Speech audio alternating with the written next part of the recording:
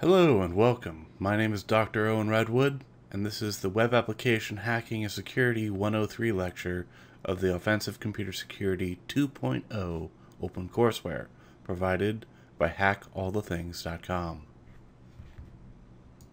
Today's lecture video is touched up and repurposed from the last time this lecture was taught. So we're going to cover the basics, the history of SSL and TLS, many of the flaws, and related to that, the important attacks in history, and some of the lessons learned or rather ignored. There have been a number of bugs in implementations for SSL and TLS, namely the GNU utils bug, the iOS go-to-fail bug, and those are the two big ones from just this year and the past 3 months. There have been many others throughout history, but we're going to cover some tools like SSL strip, SSL sniff, and then attacks against the crypto itself, such as Beast and Crime. We'll just touch on them. So SSL stands for Secure Sockets Layer. It was developed by the guys at Netscape way back in the day. You could see it conceptually as in the OSI model as being a session layer protocol, but effectively it's an application layer protocol as well. It's designed to provide secure communication over the internet. It uses asymmetric key cryptography, otherwise public key cryptography, to exchange a symmetric key, and then that symmetric key is used for the rest of the communication,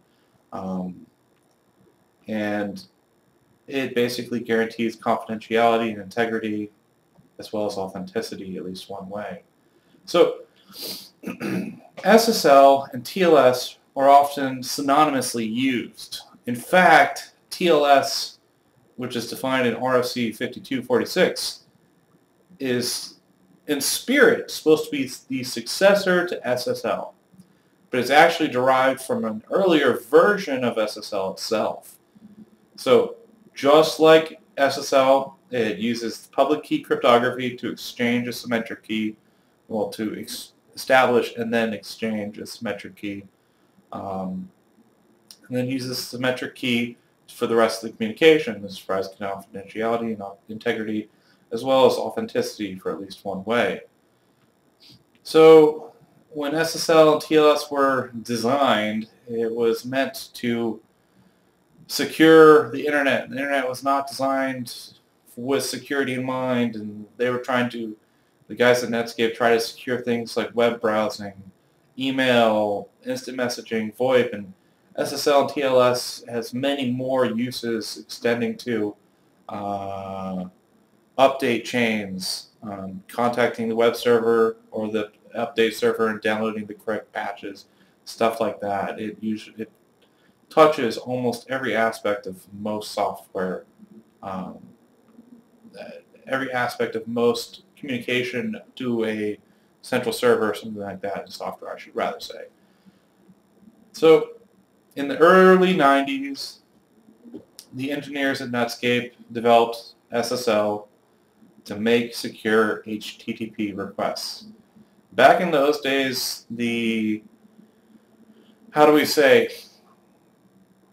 cybersecurity crypto field was kind of new. Crypto had been around for a long time, and the Enigma story and all the stories before that point to its history.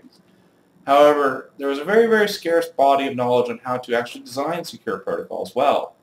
And what we teach now in cryptography classes is this cat and mouse game that we first had this protocol, and oh, here comes this attack. It's a replay attack. It does this and allows me to purchase now 1,000 birthday cakes instead of just one.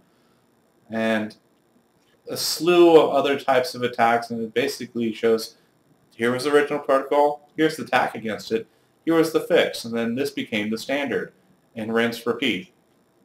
So later on in this lecture, I refer to the work of Moxie Marlinspike, and I think the required reading, one of the reading items for today's lecture, is actually a DEF CON Black Hat video by Moxie Marlinspike. And he cold called one of the engineers on the team from Netscape to make SSL. And SSL is quote-unquote a collection of 4 a.m. decisions, and it is really amazing that it has lasted this long. It now faces serious problems with authenticity. There's diminishing trust in the certificate authority structure around the world and how governments can influence it. Hackers are getting much, much more smarter, and nowadays we know much more about how to secure things. So in the end, what is needed to secure the internet and the communication from clients to servers is something that provides secrecy, integrity, and authenticity. So let's go over what SSL and TLS at a high level do. At first, the client, when he's making initial requests, sends his request and informs the server that this is my SSL version, or these are the versions that I support. Here are my cipher options. Here's other session data to identify me, etc. And the server responds accordingly with the SSL versions, TLS versions that the server supports, and the cipher options that it supports as well. It also notably provides its own certificate. Now, the client, instead of just trusting the certificate, should go about validating the certificate, trust but verify in a sense. And if he sees a certificate in the list of stored or saved or approved certificates in the browser that either come default with the browser or that the user his or herself approved and said to permanently store this exception, then all is good. Otherwise, if that is not something that can be locally verified, the client has to contact whoever signed the certificate, and which is basically a trusted third party, provided that the trusted third party is something that the client trusts, and then basically recursively validate that chain of trust.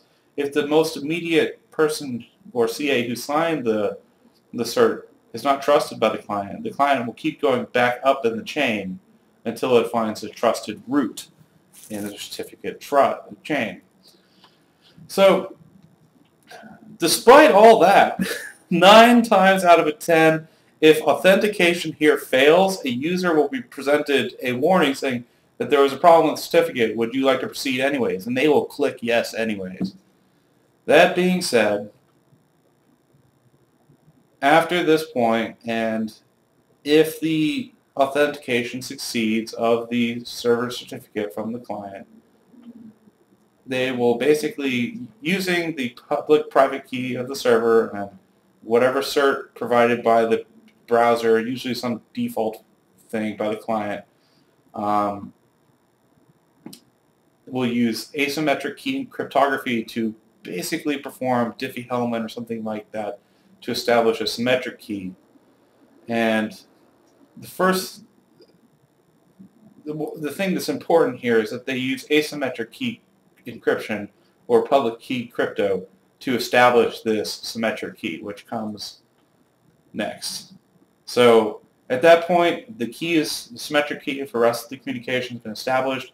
The client sends a message saying, begin encrypted session, and this is all going to be encapsulated in the public key crypto. So all of this is not visible to an attacker.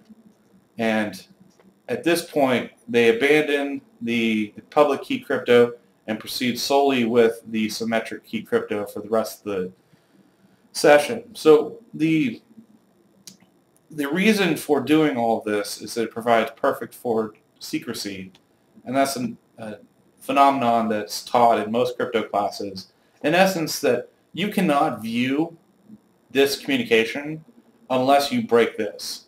So in order to break this communication, you first have to break the asymmetric key crypto that is used to set up the symmetric key. Then you have to break the symmetric key symmetric key algorithm that establishes the symmetric key to even break this encryption. So if you break the private public key of the server, you're able to spy on all the communication. However, you still have to break the session key or the shared symmetric key for each session.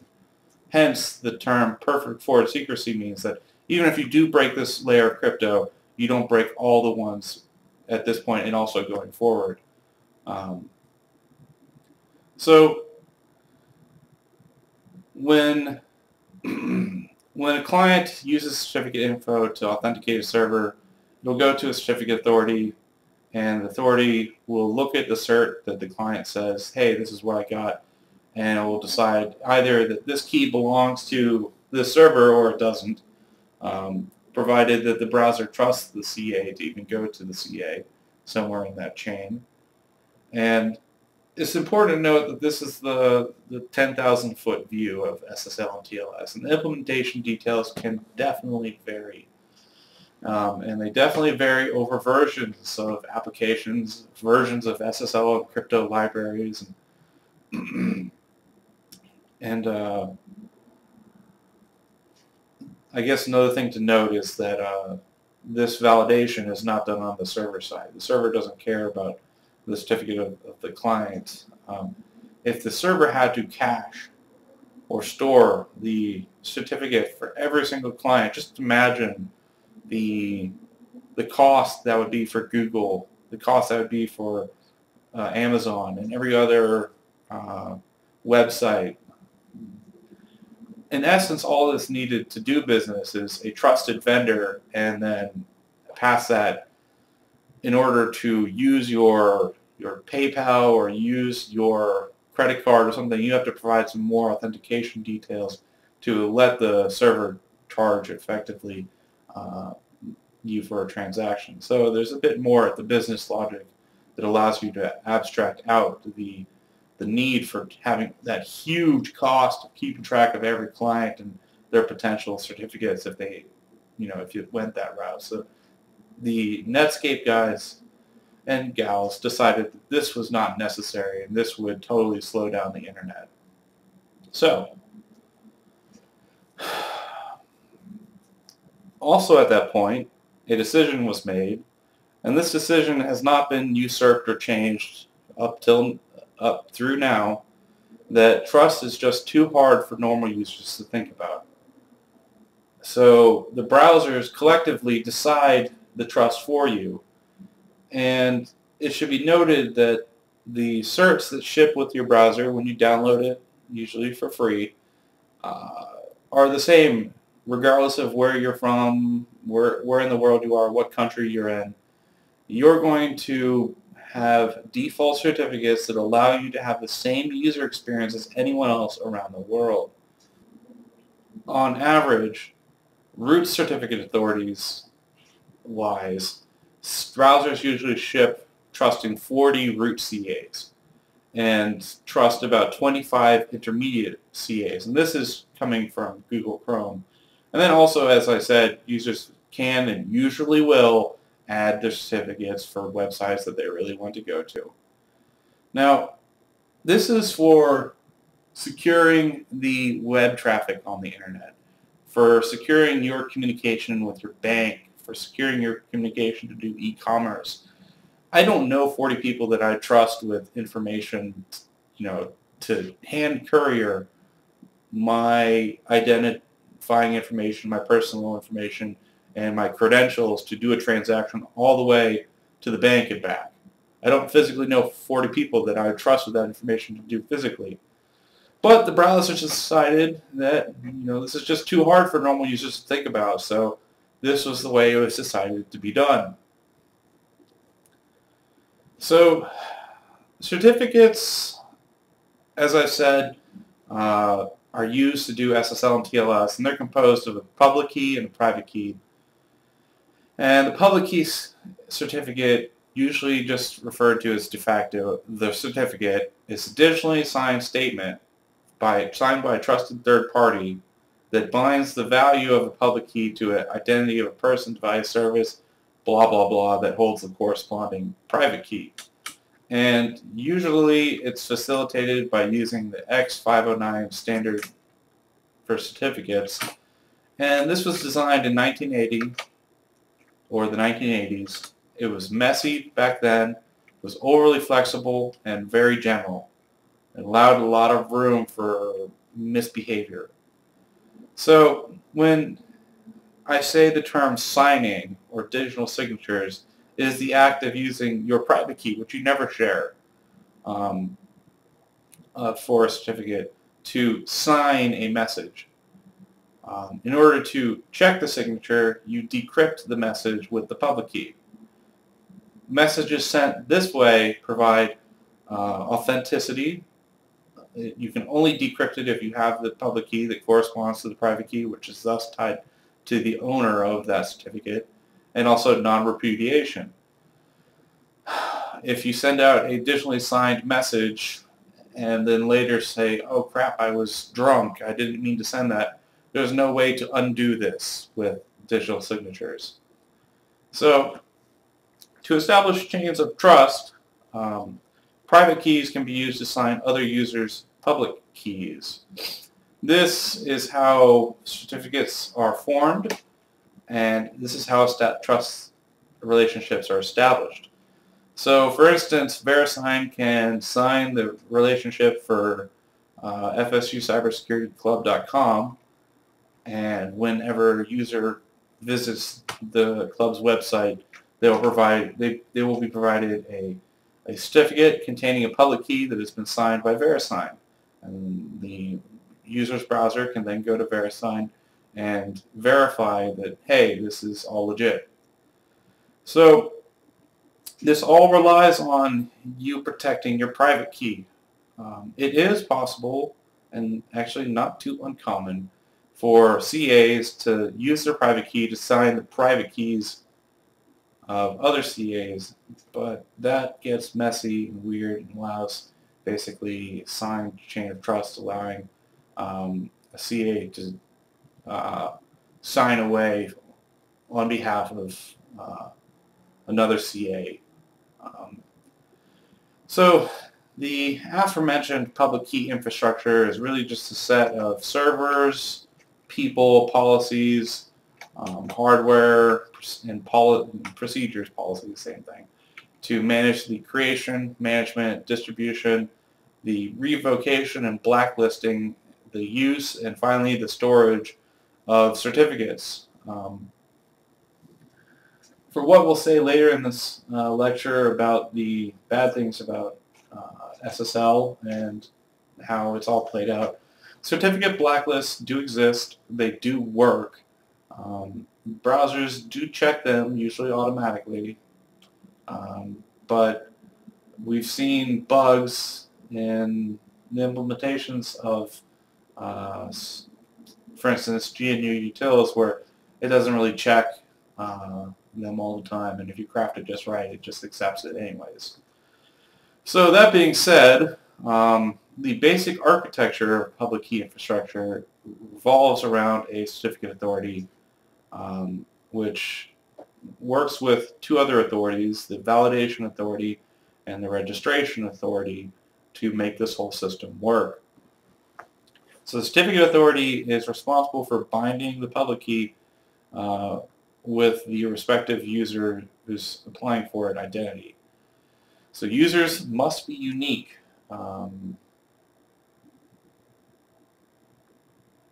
And the CA will use its own private key to sign each user's public key. And obviously, for every user, they have to have their own unique public-private key. Otherwise, if I share public-private keys with another person, and they are, say, company A and I'm company B, if I submitted the same private public key, I could sign off as company A all day and impersonate them all day, web traffic-wise. So the next thing is validation authorities, which are supposed to be a third party to provide user information and to vouch for user information. They're involved with the whole registration process and then the final issuance decision. Then finally, speaking of the registration process, there's the registration authority, which is perhaps another third party. perhaps not. Maybe it's just someone working at the CA that exists to ensure the public key is bound to the individual which is signed. It's supposed to be a watchdog. Same with the validation authority. And this is designed to ensure non-repudiation. And as I said, there can be root certificate authorities and the intermediate certificate authorities. Effectively, what's happened there is that the root certificate authority signed off on the intermediate certificate authority, perhaps to delegate some of the workload because the internet is so huge. The ability to sign the key of other CAs. And if this person isn't trusted, but this person is, if this person signs the certificate for a website, a user, when they get that certificate, will go here, but then go here and say, oh, okay, this chain of trust is valid, I respect it. At least the browser will automatically do that for you. So it begs the question if this loop should ever exist, and the weirdness that this can induce, especially with the responsibilities that might be required, and separation of duties. Maybe there's a conflict of interest here, but we've seen it in the past. It should not happen. If you have enough money and find a sleazy enough certificate authority, it's definitely an option. So if you're a website and also a user, this is a nice diagram for illustrating how it all plays out. The first step is you would ask the certificate authority if you want to run a website and you want to get SSL HTTPS for your users. You ask the certificate authority to issue a certificate in your name, pay their fee. Perhaps they use that money to go do a background check. Perhaps they use that money to throw a really sweet party. You can't really tell the difference from the outside. And the second thing is that they'll do their magic, they'll do their thing, they'll do some of this, and then issue you a certificate. And then when a user browses your website, you'll present a certificate containing your identity and your public key. And the user hasn't seen you before, so what they do is they go to the certificate authority and say, hey, is this a valid certificate for this person? You are the CA who has signed off on it. The CA will check the certificate against their list of issued certificates and make sure that it hasn't been altered, hasn't been tampered with, hasn't expired, and that they've also paid their monthly fee, and then reply with a decision. And for instance, let's just say it's valid. So the certificate authority will tell the user's browser that this is a valid cert. And at that point, the user now trusts this website and proceeds with HTTPS navigation. Assuming that it's all done right, and we'll talk about that in just a little bit, I believe. So how do you get a cert? Effectively, you are buying trust. That's a very important thing to remember at the end of the day. We see prices here, this is just from browsing the internet from last year, of certs ranging from, I can get one for $49 a month all the way to $500, $600 a month. And maybe they provide different things, but at the end of the day, they provide that HTTPS on my user's browser. And they don't care about the quality of certs. I mean, these people are all trustworthy, right? So market forces considered, this drives websites to buy cheaper and cheaper certs because the users don't care, and spending more on your certs doesn't improve any quality of use for your users. It doesn't bring in any more money. And if the cert does something wrong, it's not your responsibility anyways, right? So this drives people to buy the cheapest certs, and sometimes they just go for free certificate authorities. And I beg you to think about how you do all the registration, issuance, and validation if you're not making any money and doing it all for charity.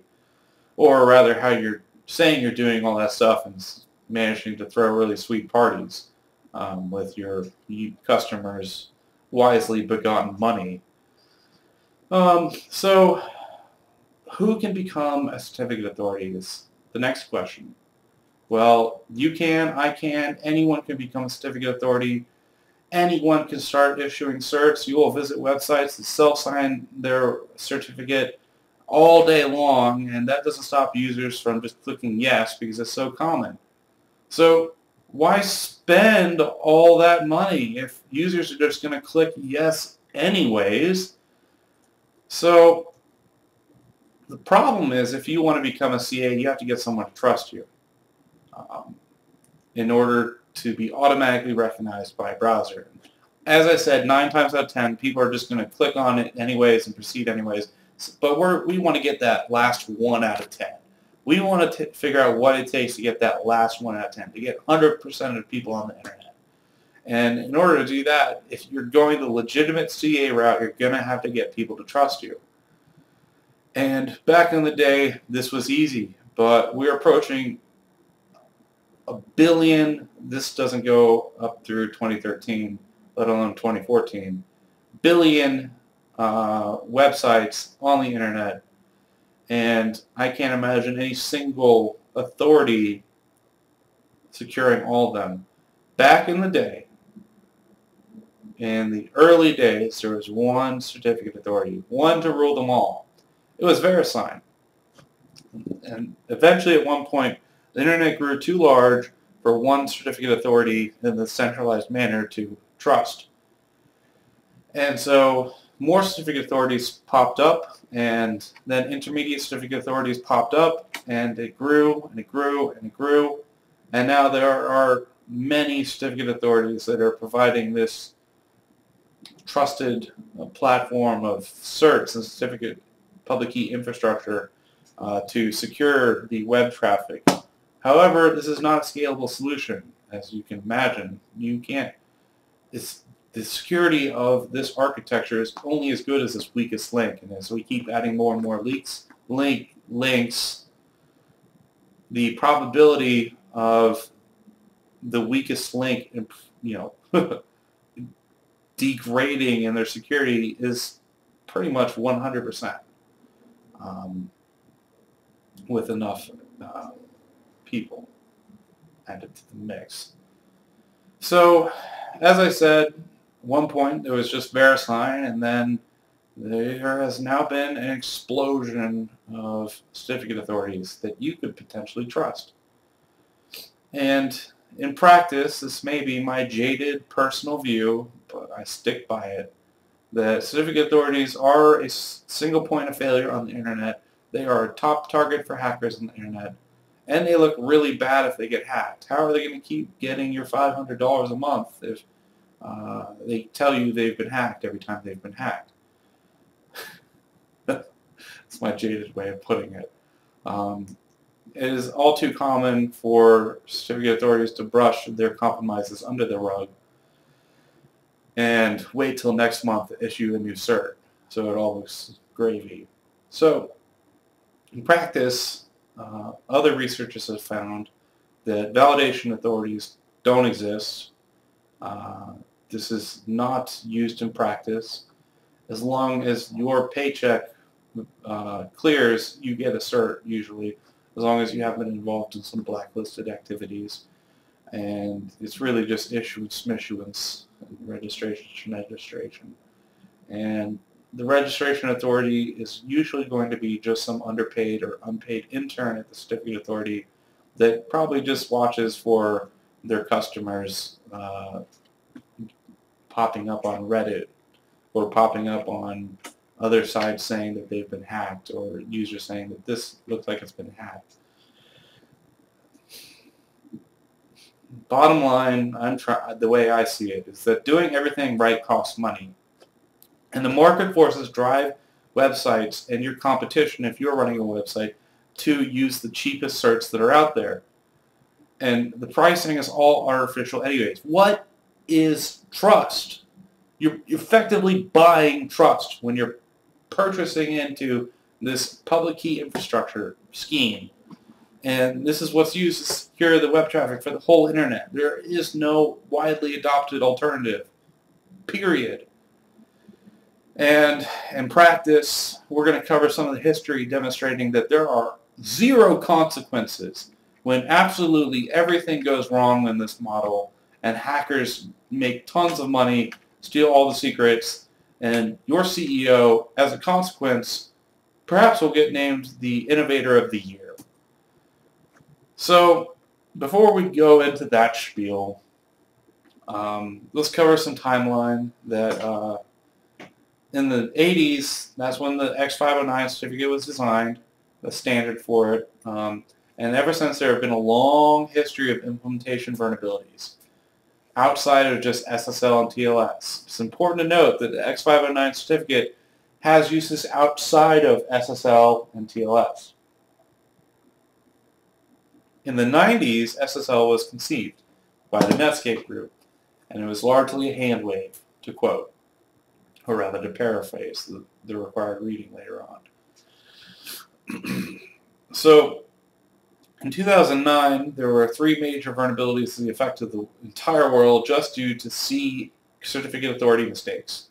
And one of them, I believe, was that they just put their private key in their public HTML directory, which was completely accessible to the entire world. And there is a body of work and body of people investigating CA shenanigans involving governments, involving shady deals, and involving other things. And we're going to peruse SSL Observatory in a little bit. Actually, we're going to do it now. So, this map provided by the EFF, the Electronic Frontier Foundation, is a map of about 700 certificate authorities that by default, between Microsoft browsers and Mozilla browsers, i.e. Internet Explorer and Firefox, trust out of the box. It's a big giant mess. And let's zoom in to find some good ones. There is CyberTrust Japan, and if I name a certificate authority, it's not necessarily targeting them as anything particular, just reading them out. Obviously, there's Microsoft Root Certificate Authority. There's GoDaddy. There's a whole network called the User Trust Network.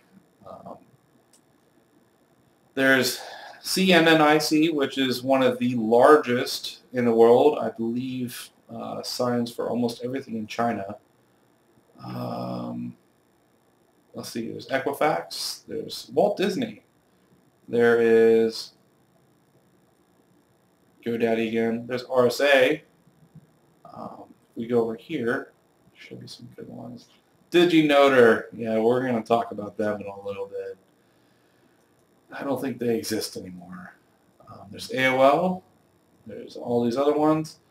Oh, and then there's one that's pretty much looks like shellcode. And then there's VeriSign, the VeriSign Trust Network as well. And there's another one that looks just like shellcode. You know, don't be alarmed that your browser just trusts these by default out of the box. You know, it's on the internet. It must be safe. Let's see. There are some other good ones in here. There's Government CA. Yeah, that's... Which government? There's Ford. There's GlobalSign. There are tons of others.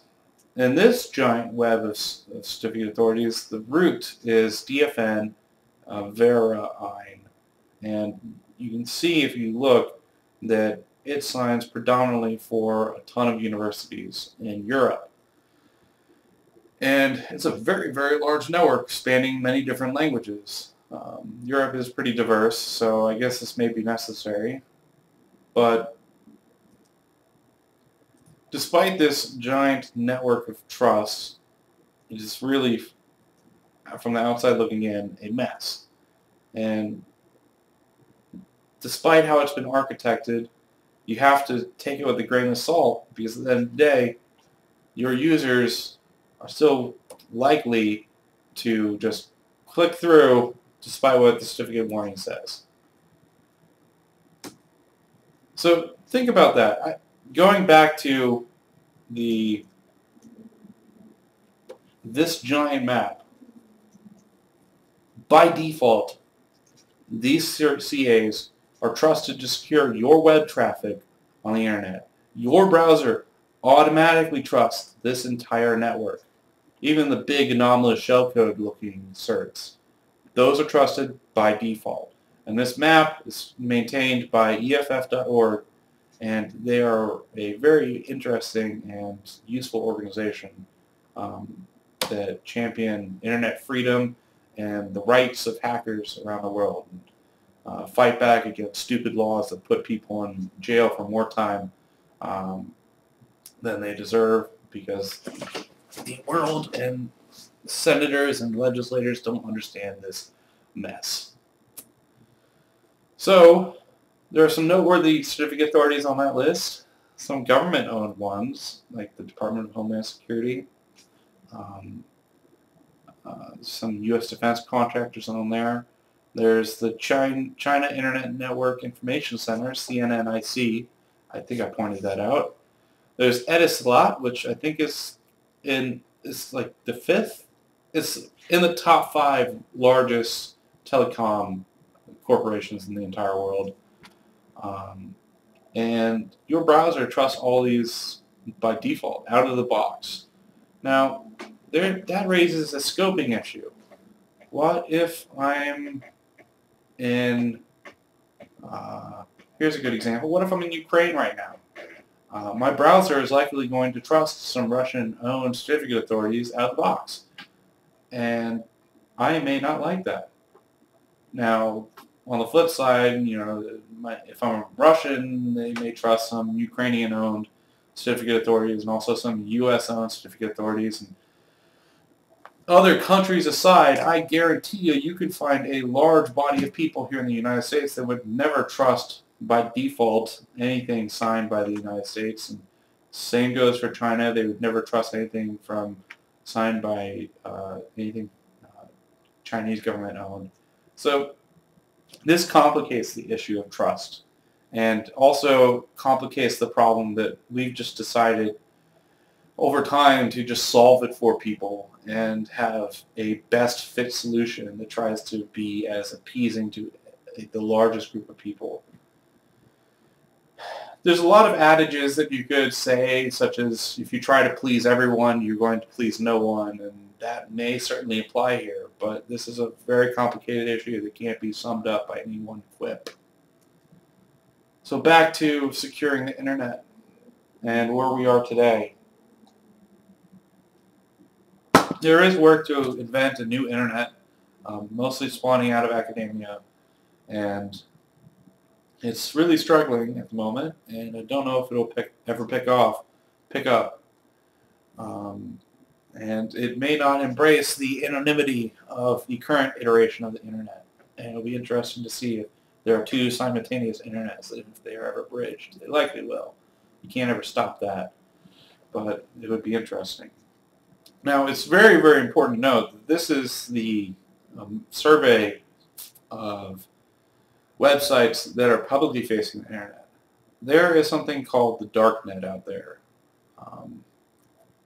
And it is actually huge. Usually you have to VPN into a node, and you'll see thousands of websites, usually to facilitate black market activity, trading drugs, trading information, trading O-days, and trading this and that. And it's largely anonymous. Probably Bitcoins and other cryptocurrencies dominate the marketplaces there. But these are websites and internets themselves that do not face the internet. And they are fun to explore, let me just put it that way. Though you are going to get attacked for sure on them. So take precautions if your curiosity strikes, and don't get into trouble, because trouble will find you. So let's talk about some important certificate authority attacks. And I use the word attacks in quotation marks on this slide because none of these are actually attacks. The following items are the results of people who are just security researchers trying to find out trying to verify the integrity of public key infrastructure and this whole thing we've got going on. So an important story is Mike Zussman obtained Microsoft's login.live.com certificate private key also by simply just asking for it. Didn't really even provide a reason. The CA was like, sure, here you go. And that was it. This was just to perform his security research. And that's a huge red flag when your CA is just handing over the certificate that you provided it, and you pay the $500 a month for just willy-nilly like that. Eddie Nigg obtained Mozilla.com's certificate, and there was no validation authority existing that stopped him. And he was simply just investigating unethical CA practices. And I believe he was at it for less than a week, and he basically hit the jackpot, which seriously calls into question the whole validity of whether or not this is working at the moment. There's another issue, I forget the date, but VeriSign issued a code signing cert just by accident from Microsoft Corporation to a group of unknown hackers. And as we said earlier, talking about rootkits, I believe, that this certificate was actually a code signing certificate. It could sign kernel mode, driver updates, it could sign Windows updates, it could sign applications. It could sign things coming that would look like trusted from Microsoft itself, Microsoft Service itself. And these attackers could man the middle and provide malware all day long, and no flags would ever be raised. And this was just, a whoops. And these were just the actions of unsophisticated attackers. And whenever you talk about sophistication of attackers, it always scales up to APT, and that's when people get nervous talking about this word cyber and capabilities. And it's scary to realize how much damage a few people could do when they don't put in any effort to do it, and the whole system just completely collapses. Imagine what the big dogs could do for corporate espionage, to terrorism, to state stuff, yeah, etc.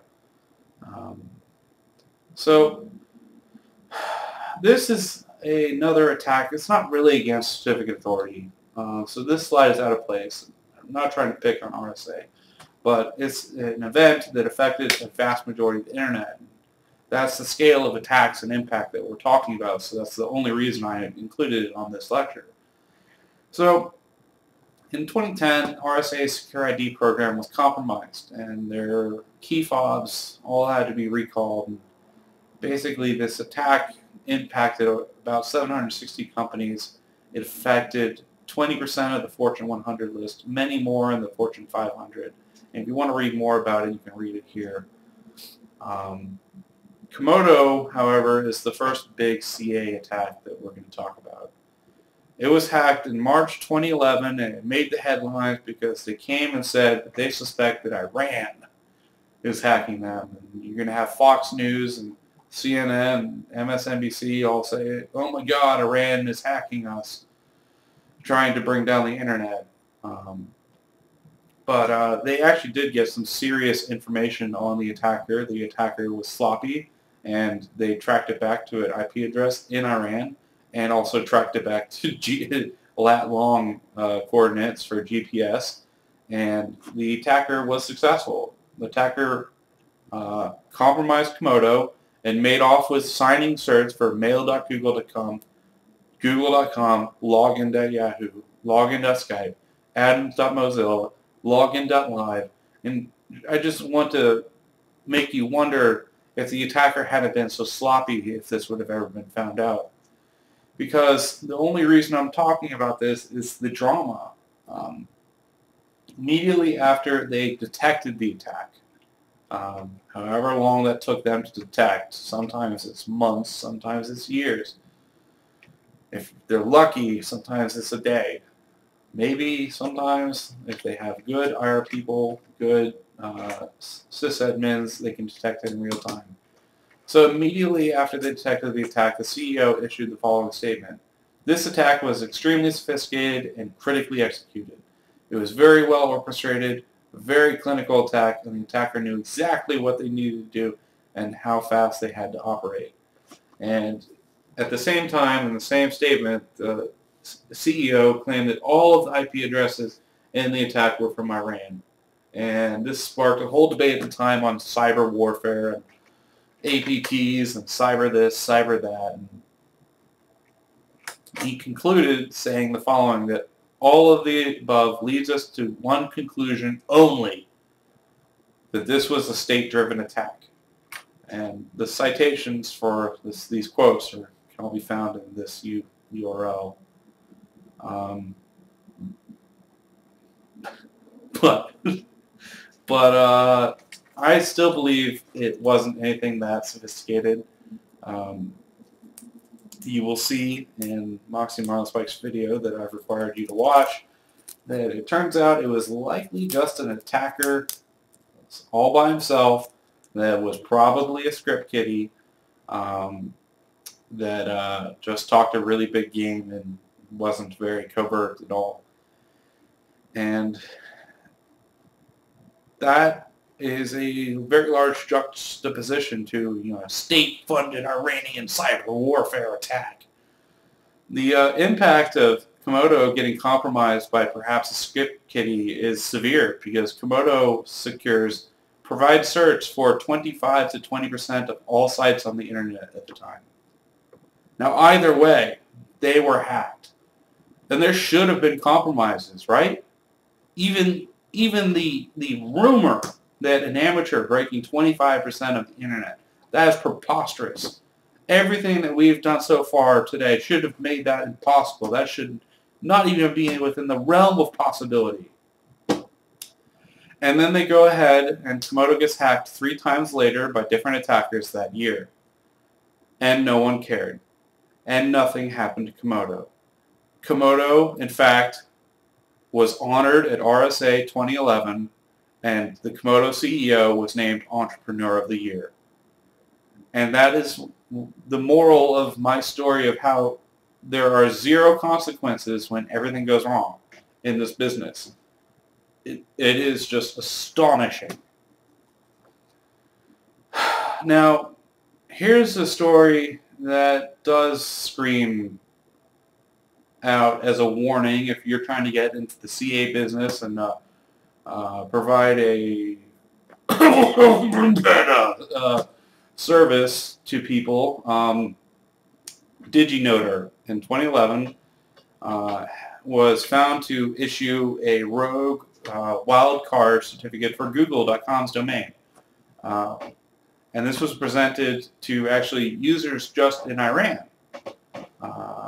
And this was noticed by DigiNotar and then quickly revoked.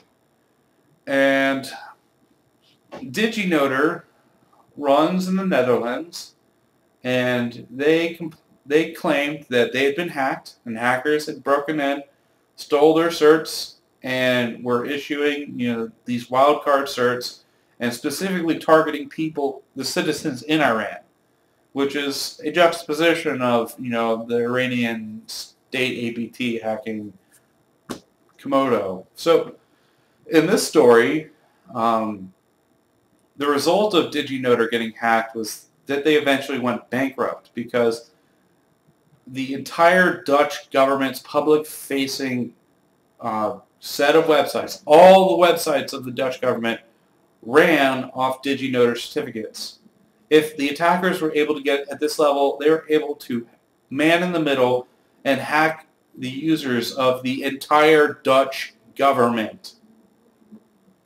The hacker, as they usually do, posted proof on Pastebin. And DigiNotar, as a result, got dropped off of many browsers' trusted cert list, the one that's provided by default. And the link is here. And really, the only story, the moral here is that there are 0 consequences until you are so big that when you fail, you cause an entire government to fail. That's the moral of the story. That's the only consequence for getting hacked if you're a really successful certificate authority. Otherwise, you'll make tons of money, get honored at conferences, and be named Entrepreneur of the Year, regardless of how many times you get hacked. So later in the month, the Dutch government seized the company, took over. And that same month, the company was declared bankrupt.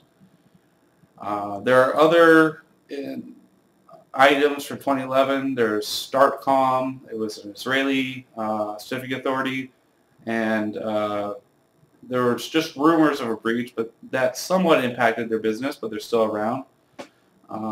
And Global Sign in the same year seemed to get compromised by the same hacker that got DigiNotar, and there were reports of it, and there was a paste spin on the internet boasting that, hey, I'm the guy who did DigiNotar. I just popped a Global Sign too and got all their code certs.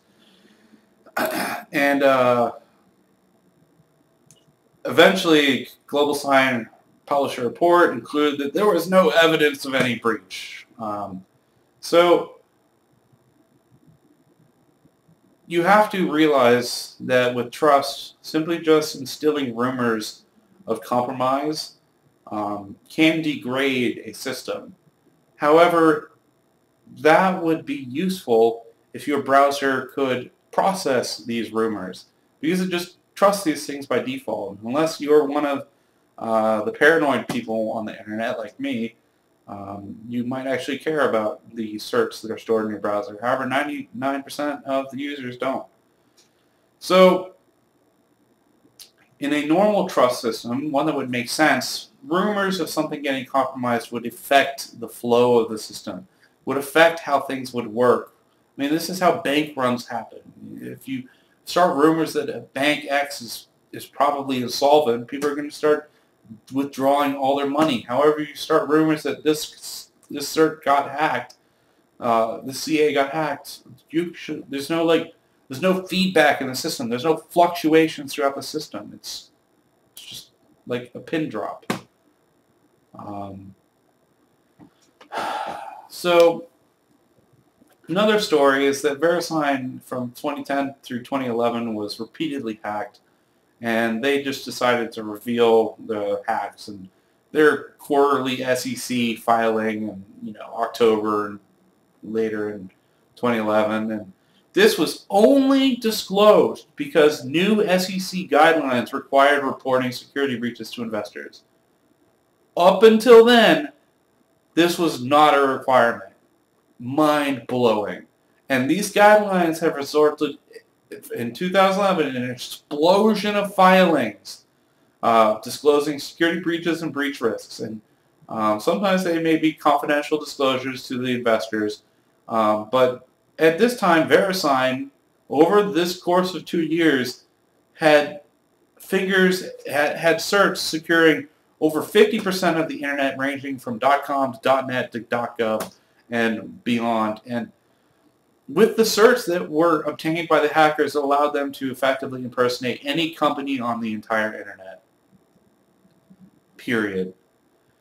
And to this day, they're not sure as to the extent of the hack, if it went back further or still going on or what, but they've clearly revoked the certs that they had and established a new key, and so that cuts off the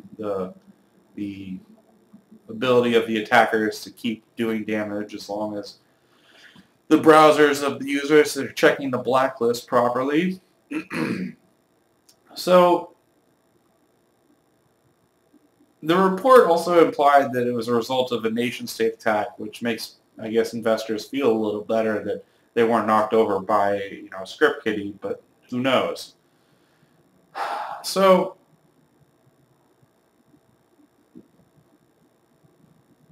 now that we feel all happy and good about SSL and certificate authorities and public key infrastructure, and it's perfectly working, we know that it provides perfect secrecy, it provides perfect integrity, and it provides perfect authenticity. And that should just conclude this lecture, right? The moral of the entire lecture is a quote that I cite from the SSL Observatory, that the security of HTTPS is only as strong as the practices of the least competent or least trustworthy certificate authority on the internet. This is a map provided by the EFF SSL, and I had this in, I guess, the original lecture, and their map illustrates the countries that they confirm are doing SSL attacks, are intercepting secure communications to decrypt them and stuff. And yeah. So the flaw is that there's no feedback in the system. We are locked into these trust relationships. Market forces are driving users are driving website owners to the cheapest trust vendors. And thus it is only natural to see so many hacks. But it even goes all the way up to the most expensive CAs. So then you have to really question, does it really matter if I go for the really cheap ones? I mean, everyone's getting hacked, or everyone has a history of serious compromise. Imagine the ones that just don't care, that are free, but don't do any form of security and don't look to check whether or not they're getting hacked. And so they don't detect it. They don't report it. Just imagine that swath of the internet that you might automatically trust. And I'm still talking about breaking the 1 out of 10 users that actually care about this stuff, as opposed to the 9 out of 10 that automatically click through. So browser vendors, after Komodo got hacked, could have dropped Komodo, but they were too big to cut out of the internet. That would have broken 25% or more out of the internet. And at the end of the day, from the result of that, convenience won out over security. And we still trust, by default, in our browsers, Komodo to this day. There is no agility in the current model of the internet. We cannot adapt to disturbances in the force and trust. And once we trust someone, that trust becomes forever most of the time. I don't know how best to defend against this broken system. There is an interesting article out of NIST detailing how to posture your organization against the attack surface that you incur by having to work on the internet. That is the CA problem and the CA system. And the takeaway is that it's really complicated to defend yourself against this broken system. I do like Moxie Marlinspike's work in this area. Convergence is definitely a project worth checking out. It's a Firefox plugin. It is absolutely worth watching the DEF CON Black Hat video on it. And it focuses instead on certificate authorities and trusted third parties and this centralized approach on more of a decentralized approach through trust agility, so that once we trust people, we don't trust them forever. We're not locked into this system that is just destined to decay. It's actually really simple to use, and it does work. And it is a viable alternative to the current system. I don't know how far they are in their efforts to adapt it to Chrome and Internet Explorer, but it is working right now as a Firefox plugin. So let's talk about attacking SSL without targeting the certificate authority system. We're not interested in these easy attacks. Let's talk about the hard stuff. So to recap, these messages happen. The client checks the server's certificate.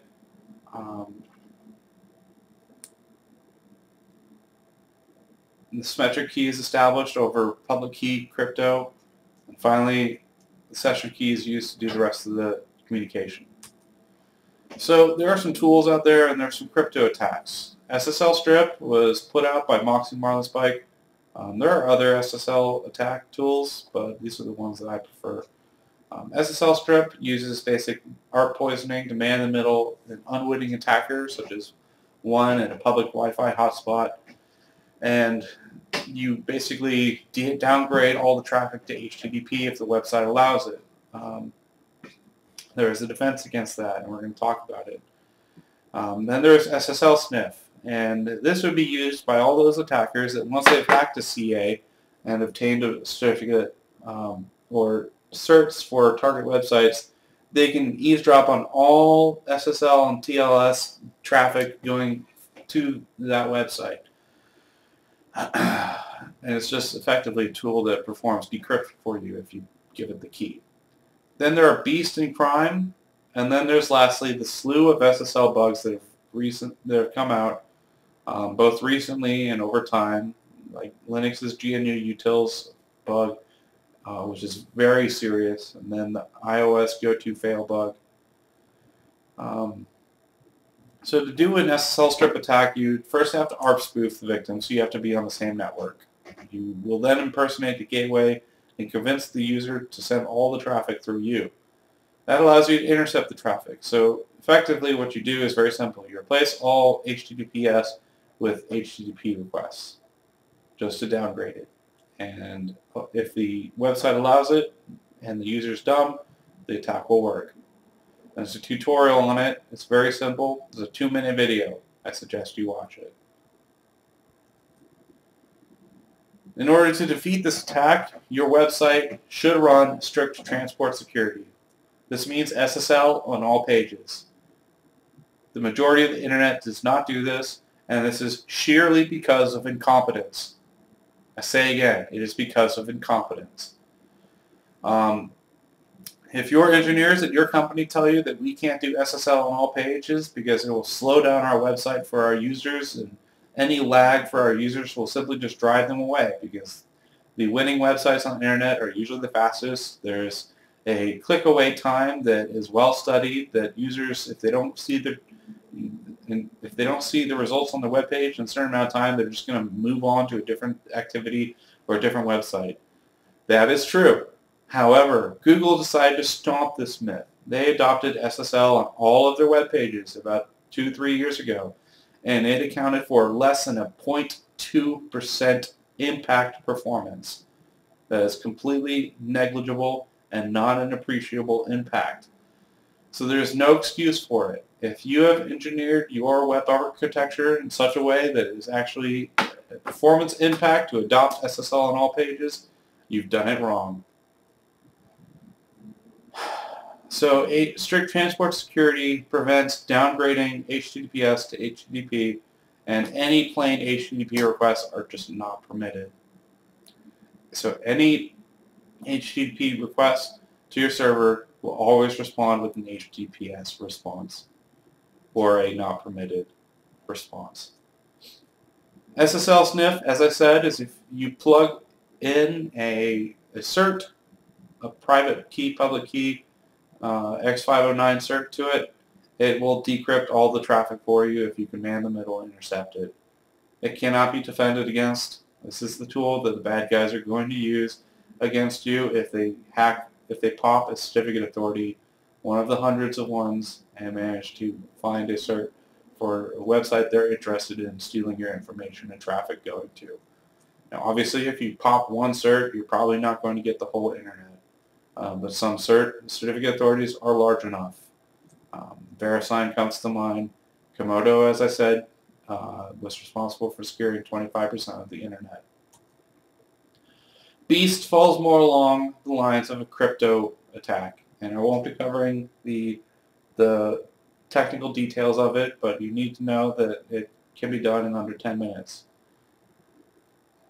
There's a useful illustration of Beast located here. Crime is similar to Beast. I snuck into Black Hat last year.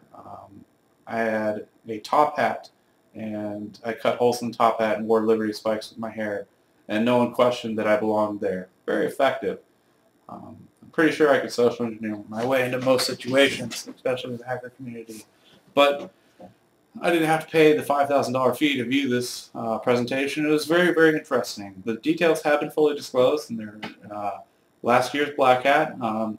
They have the attack vector is limited, requires a bit of interaction with your user, but it does affect all versions of TLS and SSL at the time. They did work with browsers to ethically disclose it first, and that is very much encouraged. And actually, damn respectable. So they published the details of their exploits against SSL after they worked with the vendors to get them fixed. So that is the end of today's lecture. I seriously suggest, actually no, I require that you watch SSL and the Future of Authenticity. It's a Black Hat talk by Epoxy Monospike. Next, you might be very interested in reading a paper about detecting and defeating government interception attacks against SSL. And lastly, you want to read Chapter 10 in the Web Application Hackers Handbook. And that is it.